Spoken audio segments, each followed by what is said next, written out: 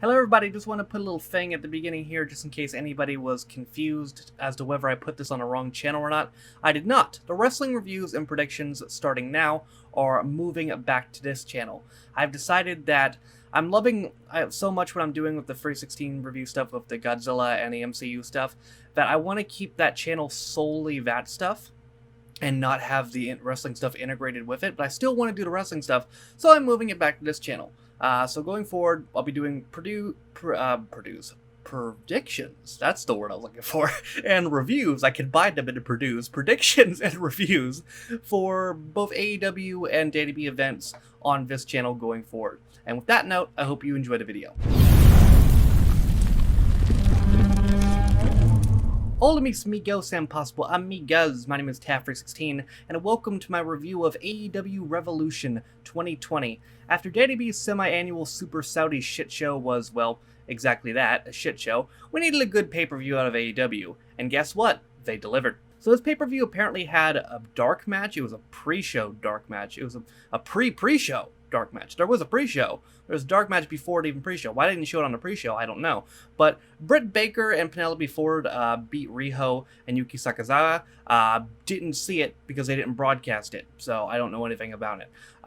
The actual pre-show match was the Dark Order, Eva Uno and Stu Grayson, with all their henchmen and all that, versus SCU, Frankie Kazarian, and Scorpio Sky. Now, it's worth noting that backstage before the match, that Kazarian and Sky asked Daniels to stay backstage, because I guess they were concerned that maybe he's the Exalted One. The Dark Order's been teasing this Exalted One that's going to be their leader. Everyone thinks it's Matt Hardy, and maybe it is. His contract did be just expired, so it could be now.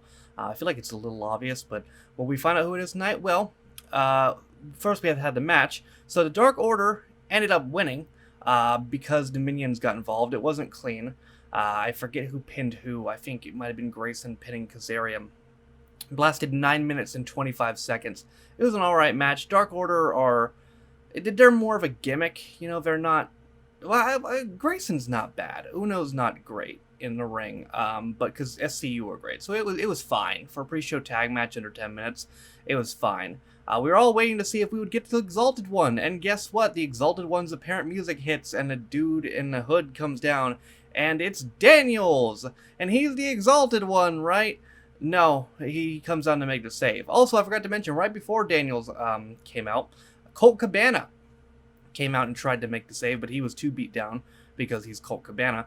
He also signed with the company as well. Good for him. You know, they need to firm up the mid-card, I guess, so good for him. But the babyfaces ended up fighting Dark Order off, and they stood tall at the end of the pre-show match, and we still don't know who the Exalted One is. Again, it might be Matt Hardy. It's really... Here's the thing about this. It's really, really obvious if it ends up being Matt Hardy, but I feel like people are going to be disappointed if it's anyone but Matt Hardy, so I feel like it kind of has to be, you know? So, I guess we'll find out. We started the main card with Jake Hager versus Dustin Rhodes. This match got 14 minutes and 40 seconds. Here's my problem with this match. Here's my problem. It was a good match, okay? Hager looked fine. Hager ended up winning with a submission standing arm triangle. It was actually Braun Strowman's old finish. Remember when Strowman first came in with the Wyatt family and he used that standing arm triangle? Yeah, that's what he used, except it actually looked more legit because he's actually a trained MMA fighter and Strowman's not. But my problem with this match is Jake Hager is an undefeated MMA fighter. And through half this match, he was getting his ass kicked by a 54-year-old man. Like, I know it's wrestling, but you should also expect a little bit of realism in the scripted sport we have. This should have been a 5-minute squash. This should have been a complete squash. Hager should have just squashed the shit out of him. This was a trained, undefeated MMA fighter versus a 54-year-old man. This should have been a complete squash. The fact that Dustin was kicking his ass for half the match, I just don't know about that, man. I just don't know about that. But anyway, speaking of 5-minute matches, we move on to Darby Allin versus Sammy Guevara. The actual match itself was only 5 minutes. there was a lot of shit before the match because they fought before the match, and Guevara actually ended up putting him through it, or Allen through a table on the outside with a standing, with a top rope. It was awesome, actually. It was a top rope, 620, I think, or 630, that's what it is, through the table on the outside, and he still lost the match. He did that. They fought for a little bit, literally a little bit, and then Allen ended up hitting the coffin drop and winning. Allen is really over, I gotta say. If they create a mid-card belt, like a TV title or US title or IC title, whatever they want to make it, he's a strong candidate to give it to. Like, he really is. He should very at least be in that hunt because he's gotten over incredibly well. The crowd is really taken to him. He got a huge pop coming out. He got a huge pop when he returned on Dynamite as well. So I think if they make a mid-card belt, he should be a strong candidate for the first babyface holder. I think he's definitely a guy better off chasing the belt. But like for instance, my personal opinion is if they create a mid-card belt, the guy to get it first should be MJF. And then that's who should chase him. They do an Allen MJF feud for that mid-card belt. And it lasts a couple months and culminates with Allen finally getting it. You know what I mean? That sounds good to me. I don't know. This is my opinion. That sounds pretty good to me. Up next, what was undoubtedly the match of the night, in my opinion, Kenny Omega and Adam Page defending the tag team titles against the Young Bucks. Holy shit, this match. This went 30 minutes and 56 seconds. And just, holy shit, this match. It was, I gotta say, I can't sit here and say I expected it to be like this, but I expected it to be good, because it's Omega and Page versus the Young Bucks. I gotta say, too, my biggest gripe, earlier last year, when they were crowning the new champion, when they gave Page the match versus Jericho. My gripe was I didn't think Page was over enough and that he wasn't maybe ready. And to be fair, at the time, I still think that's a true statement. However, since then, Page has gotten incredibly over. He has gotten incredibly over since then. And him and Omega were over tonight to the point tonight that the crowd was booing the Young Bucks. The crowd straight up, at the beginning of the match, they introduced everybody, and the crowd booed the fucking Young Bucks. And huge fucking pop for Omega. And Page got a bigger pop than fucking Omega did. Like, Page got a massive pop. He was probably got the pop of the night. To be honest, he was incredibly over with that crowd. So, kudos to him. The match itself, if there's one match you watch back from the show, it's got to be this. I actually want to watch it back, even though it was 31 minutes. I really want to watch it. It was just... I mean, Meltzer probably creamed himself watching this. He's probably going to give this shit 6 stars. Like, it was incredible. Omega and Page ended up winning because they hit their double team finish, I think, on Matt, and Matt kicked out. But then Page hit the buckshot lariat on Nick on the outside, and then the lariat again on Matt, and pinned him for the win. The theme of this match was Omega and Page originally starting off disjointed because because Page just really just wanted to take it to the Young Bucks, and Omega wanted to show mercy because they're his friends.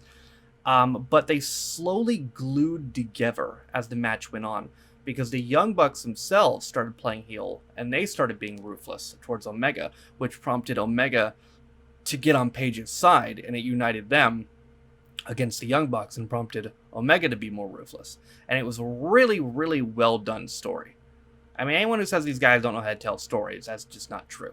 It was an incredibly well done story. The only possible criticism I suppose I could give this match is, was it overbooked? Yeah, it was. But to be fair, that's just a Young Bucks match, you know? Like, that's just a Young Bucks match. The Young Bucks matches are overbooked, but not necessarily always in a bad way. But that's just a Young Bucks match. But after the match, Young Bucks went for the handshake. Omega shook hands with them. Page did not. The Young Bucks left. And here's what was interesting. Page was outside the ring, right? He was on the stage thing. And as he was looking back in the ring, the Bucks and Kenny were in a super kick pose. Like they were going to triple super kick Hangman. And then the Bucks left the ring, and then Omega turned his back, and Hangman got on the ropes and got in the buckshot lariat pose. And the crowd noticed that shit. I don't know if they noticed the super kick pose, but they noticed the fucking buckshot lariat pose. And they were like freaking out. I thought he was gonna do it. I gotta be honest. I thought it was gonna be some Ambrose Rollins shit where they win the tag titles or retain tag titles in this case, and then he gets turned on anyway. But no, Paige ended up just holding the rope open for Omega and they left. But brilliant tease, brilliant all around. One of the best matches I've seen. Maybe the best match I've seen this year. I'm definitely gonna watch that back, despite how long it was. So women's title up next: Nyla Rose versus Chris Statlander, who's an alien. For the AEW Women's Championship. This got 12 minutes and 45 seconds. It was alright. I think Nyla has improved a lot. Statlander has gotten over with the crowd decently quick, and I think she's pretty good as well. It was an average match, but it wasn't really anything special, and unfortunately they were put in a really, really bad spot. Because not the spot I feel like they should have been put in, because like I know something had to go here, but like your women's division's already super weak and you're trying to build it up and you're going to put it in a position where it comes on after a 31-minute match. Like, you knew the crowd was going to be dead for it, and they were. Rose ended up winning with a top roast beast bomb, so she retained. It's probably the right choice. I mean, since they put the belt on her now, I imagine she'll hold it for a while, maybe till Awesome Kong comes back or something. Kong left to film Glow, so she's gone for a while. So she'll be gone for a little bit. So up next, MJF versus Cody. MJF had Wardlow at ringside. Cody had Arn Anderson and Brandy Rhodes. 24 minutes and 40 seconds this has got. I gotta take a minute at the beginning here to acknowledge Cody's awful neck tattoo. What the fuck? Like, I don't like neck or face tattoos on anybody. Like, here's the thing about the tattoo. It's not that the tattoo itself was even bad. It would have looked cool if it was on his chest. But why did you put it on your neck? Like, what are you doing, bro? What? I don't understand. I really don't understand. I think it's dumb. I really think it's dumb. But the match was great.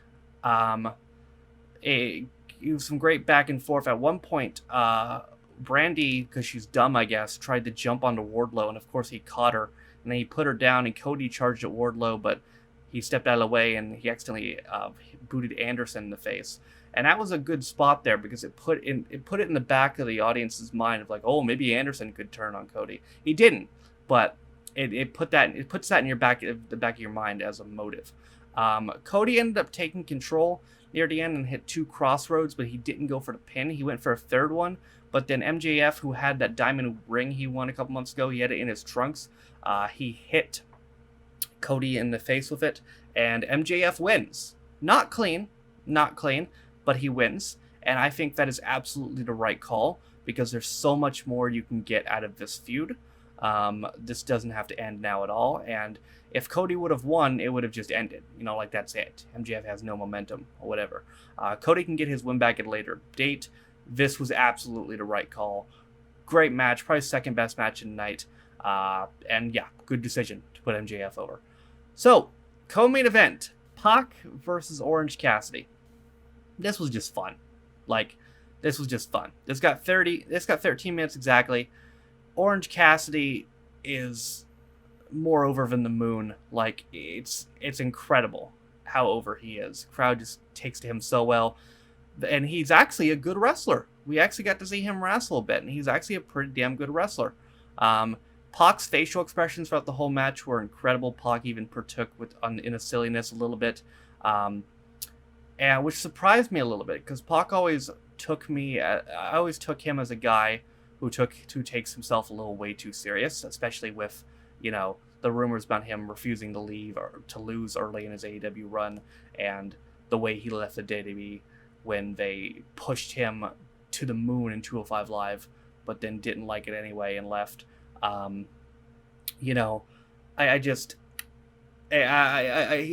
always took him as someone who took himself too seriously, but clearly he didn't tonight. But he did get the win. Pac ended up tapping Cassidy out to the Brutalizer, because near the end, the Lucha Bros came out and jumped to the best friends who were there supporting Cassidy, and they fought to the back, and then Pac used a distraction and locked in a brutalizer and won. So, good match. Crowd was really into it. Crowd loved it. And I guess this will continue. Maybe a 6-man tag at the next event. I don't know. Since we can see where this goes. Now, time for the main event. Jon Moxley versus Chris Jericho for the AEW World Championship. Jericho had Santana Ortiz at ringside. They'll end up becoming a factor later. This got 22 minutes and 20 seconds. I was a little bit concerned about how this match would be as a match, because not that they're both bad wrestlers, they are good wrestlers, but they haven't necessarily had good matches together. Like, they had that Ambrose Asylum match that was, not a good match, although they at least had a cool thumbtack spot at the end. But it was a solid match. I think the crowd was a little worn out at this point, unfortunately, and it couldn't really compete with the stuff earlier in the show. The card placement confused me a little bit. I feel like to get the crowd pumped up early, I feel like Cassidy and Pac should have gone on first, and then maybe you put Hager and Rhodes in this spot, before this, because you could argue their excitement for Pac and Cassidy maybe took away from this match a little bit, because at this point they were just tired a little bit. So near the end, Santana Ortiz, Hager got ringside as well, and he punched Moxley, but the ref saw it, and Santana Ortiz all ended up getting ejected. And then Guevara ran out while the ref was distracted and nailed Moxley with the belt. And then Jericho went for the pin. He kicked out. Moxley ended up hitting the what was the name of it? What is he called now? The Paradigm Shift? I was thinking Death Rider, but Death Rider is the elevated version he uses in New Japan. He ended up using the Death Rider, or the Paradigm Shift, and winning. So Jon Moxley is the new AEW champion. He cut a really funny promo after the match where they hit his music too early, and he's like, "Hey, what the fuck?" Like, it was great. And I think this was absolutely the right decision. I wouldn't have been against Jericho's reign going on a little bit longer, but Moxley is white hot right now. Like, he's doing some of the best work of his career. He's reinvigorated. He's way over with the crowd. This was absolutely the right decision. This was 100% the right decision. Obviously, I imagine Jericho gets a rematch, and providing Moxley retains, I don't know who he feuds with next. Maybe Hager? Maybe they're building Hager towards this? I honestly don't know. I suppose maybe Pac could be a candidate in the future. I'm not sure. This is my only problem, and this is aside from MJF, they haven't really elevated enough heels in a main card sense, to go against Moxley. I mean, I suppose Pac, but Pac's booking has been inconsistent as well. So, I don't know. It's almost like they haven't elevated enough main event heels to realistically go against Moxley.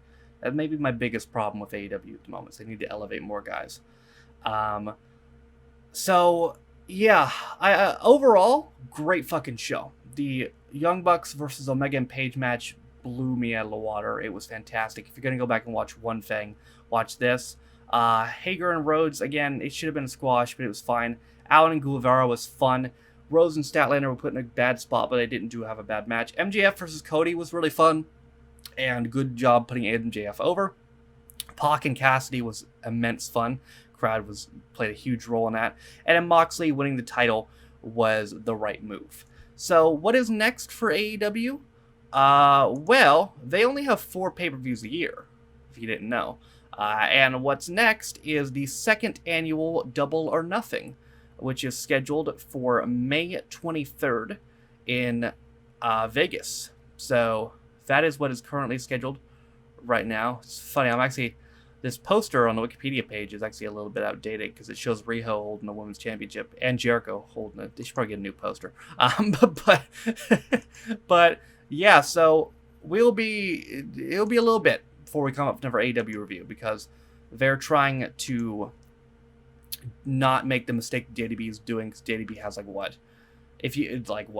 just a main roster sense, fucking the Saudi events too. They got 14 pay-per-views a year. If you count the takeovers, does it go to 20?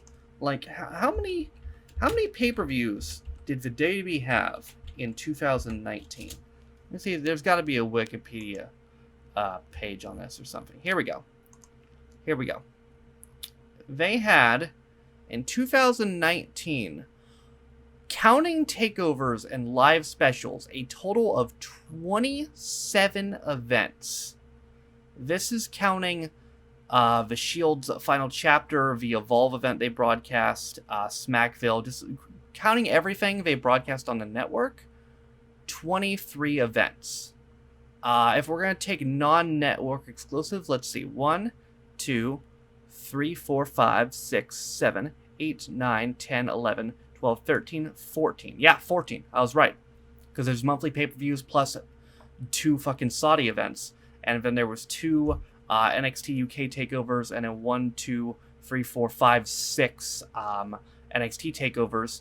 And then, like I said, they had the Shield's final chapter thing. They had Smackville, which was a live event they aired. They had the Evolve event, which they aired. There's a lot from them. Okay, there's a lot. Like, I love the NXT stuff, don't get me wrong, and a lot of these pay-per-views were real good. Most of the big 4 pay-per-views were good in 2019, but there's a lot. In 2020, we're barely in March, the WWE has already had 5 events. TakeOver Blackpool, Worlds Collide, Royal Rumble, TakeOver Portland, Super Showdown, and they have a 6th event this Sunday with the Elimination Chamber. So they've had a lot. So I think AEW going with less pay-per-views, the less is more strategy, is probably a good call. But that is going to do it for my review of AEW Revolution. As far as what's next with the wrestling on this channel, I should be back here probably on Saturday for predictions for Extreme Rules, Elimination Chamber. That's it, 2020.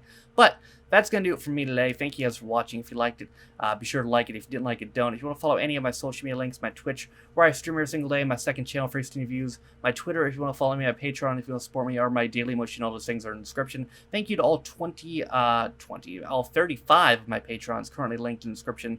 If you're constantly supporting me and my channel, I appreciate you guys. With all that being said, though, my name is Taffers16. This has been my review of AEW Revolution. See you guys next time. Bye.